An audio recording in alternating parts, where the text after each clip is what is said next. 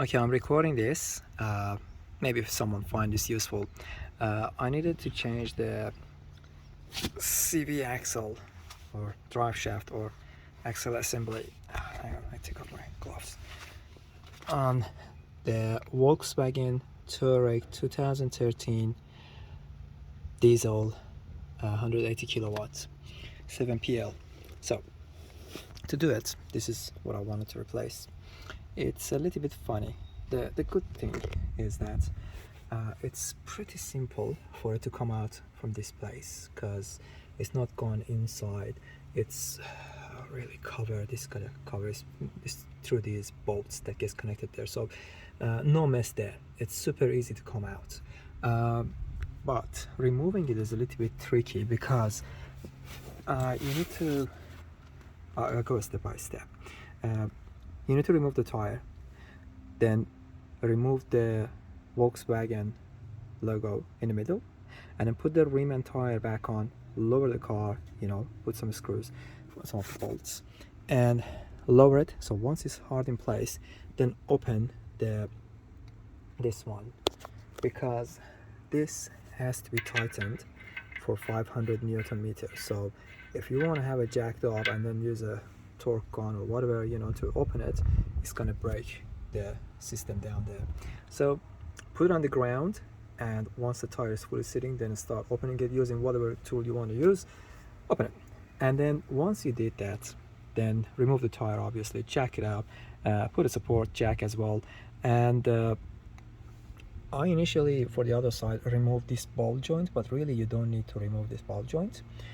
However, remove this because it gives it the flexibility to move this around, and it just helps a lot. Now, to the next step is that you need to remove, I'm not saying fully remove, but remove the connections that are coming from this place and the right and left, because you don't want these to be pulled down. Just remove them out of place. There is the brake sensor and there is the ABS sensor. So just remove everything. Obviously, this is very important. This is pressurized. This is your brake fluid, so it goes around and it gets hot, comes with a turns into a metal pipe. And so what happens is that you need to remove this to loosen everything, and there's a nut behind it here, and there's another one here that you need to remove as well. I'll put it down there. That piece goes on the top here from the back, and it holds this structure in place.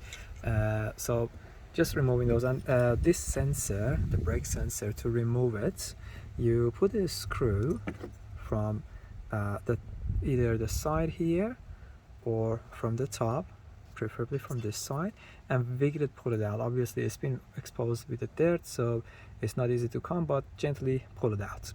Once you did that, and all those connections are out of place, then instead of opening that lower one, which really was a hassle for me, open the upper one. But be mindful, as soon as you open this one, this thing is going to fall towards you. Now, what you need to do, obviously, remove the nut to this point, and then if you want to hammer it, I don't recommend hammering it, because once you hammer it, you might damage the thread or damage the nut in the bolt itself, so, or even damage the ball joint plastic here. I didn't want to hammer or anything. So there's a tool, this one. You put it like a fork. One side of it goes on the top and the other one goes at the bottom. Push it there, and then you tighten it, and then it pops it out of place. I removed both of them using this one. It's pretty good. Once you remove those, well, make sure it stays there. And what I did, I put a rope around it like this. The reason this rope helps is that I can gradually open it and lower it and then bring it back up, so I can literally adjust this, just opening this. I open it, bring it down, tighten it again, and again pulling it back up. It's kind of like a hook, an eye hook, a loop that I can just pull it up and down. It's called a trucking nut. The next step is that you need to remove this nut, because you want this lower arm to go up and down. And once you do that, you want to loosen, not remove, do not remove, loosen that nut and that one. Loosen them, because what happens is that this is loaded. Once you loosen those, your alignment is out of place. So yes, you need to go and do a bit of alignment after this job. You do that. If you don't do that, you notice that it's not going to go up because it's sitting here, but it's pressure loaded. So you loosen it so it can go down. Now put a support jack below it so you can gently lower the whole arm assembly. So what I'm trying to say is that have everything under control. So it's removed, however you have it under control. That one is removed, you have it under control. And then once that happens, obviously the rest is just about wiggling this and pulling the old one out. So just pushing it here. If you want to hammer the whack it, and what I was doing, I just had a piece of wood, I will put it on top of it and just hammering it. Really, well, shouldn't have been really worried, but I did it, you know, careful. Anyhow, you push it out, comes out. So what happens is that when you pop it out, the only way to pull it out is that then by lowering the jack and creating a gap between this and the lower arm, and then just enough to be able to squeeze that bar in the middle through. So you squeeze that bar in the middle through, pull it out, and then you squeeze it back in. Now obviously what I did, I tried to do some cleaning. When you're doing cleaning, make sure you're not spraying anything in your ABS sensor. This is your ABS sensor.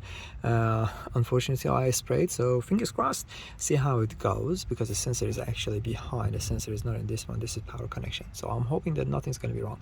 The packing it up, putting it back is obviously reverse. There is only one very, very important exception, is that once you put everything, tighten everything. So those nuts should be 50 Newton meter plus quarter of a turn. This should be 500 Newton meter, and these, I think, I'm gonna work it out, but I think it's 90 Newton meter plus quarter of a turn. There's a booklet you can find that it describes all the torque tightening for this Volkswagen Touareg. Now tighten everything except this nut and that nut. Those two, leave them loose. Leave them loose, tighten everything else, then put the tire back on. Obviously use some brake spray. So if you're like me, have some fingers, you know, putting on the disc, use some brake spray, wipe it down, clean it so it doesn't make funny noise when you're driving. Put the tire back on, remove the jack, lower the tire, remove the jack, everything, and then once the car is sitting on its own weight, then tighten those two. It's a 21 millimeter wrench, which is a little bit annoying. 21 mil, you need to go and buy a separate. So yeah, if you tighten it now and then lower the car, it's gonna crush the bush, and the little grease that is in it is gonna come out, and then yeah, so you have to go and replace the bush. And trust me, these bush, they are not easy. Once the bush inside it gets torn, it's not easy because it can't go under a press device because there's not enough room in that section. So make sure you let it sit on the ground and then you tighten it. Well, obviously in Australia, if that bush leaks or breaks, they say change the whole lower arm. Anyhow, that was it, and then tighten everything. Easy.